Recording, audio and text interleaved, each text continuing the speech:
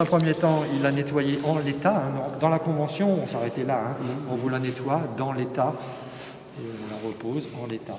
Mais il a été plus loin, hein. C'est-à-dire qu'il y a des pièces manquantes qu'il a reconstituées, qu'il a remis en place. Mais j'ai réussi à refaire marcher ça. Donc ça veut dire que je suis dans la bonne, je suis dans la bonne direction, je veux dire. Hein. Oui. Sur la partie manquante la plus délicate, quoi. Hein.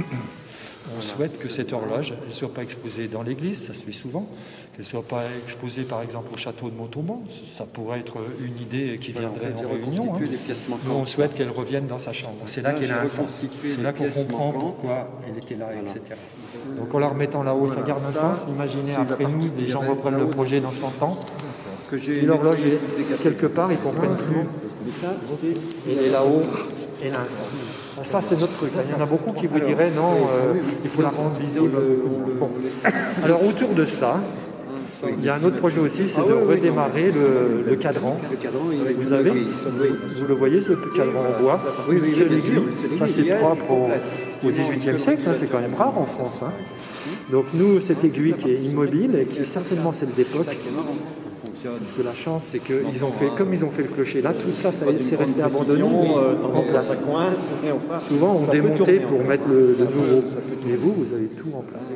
Il y a deux choses importantes. L'horloge dont je viens de vous parler, mécanique, qui a entraîné cette aiguille. Mais on ne veut pas le faire avec cette horloge, parce que sinon, la contrainte, c'est de remonter les poids tous les jours. Il n'y a personne qui va remonter les poids tous les jours.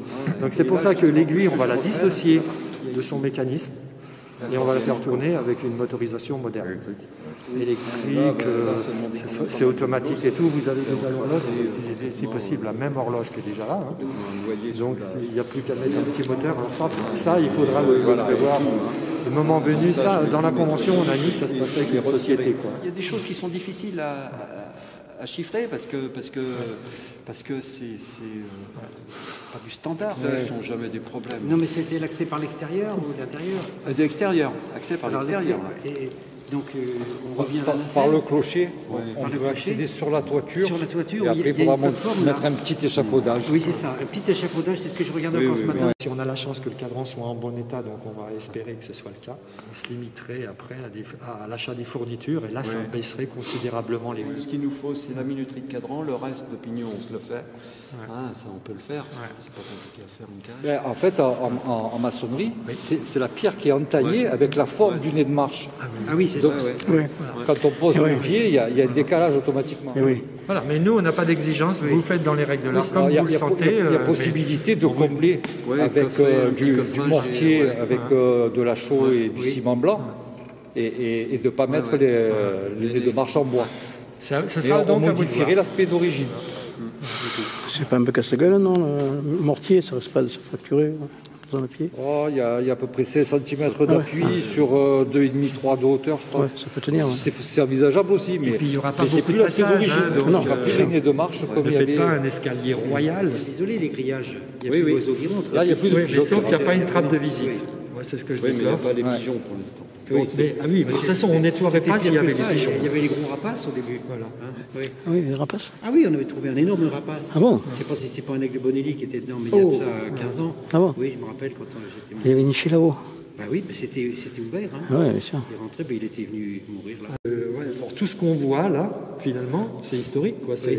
C'est la couche de l'aigle.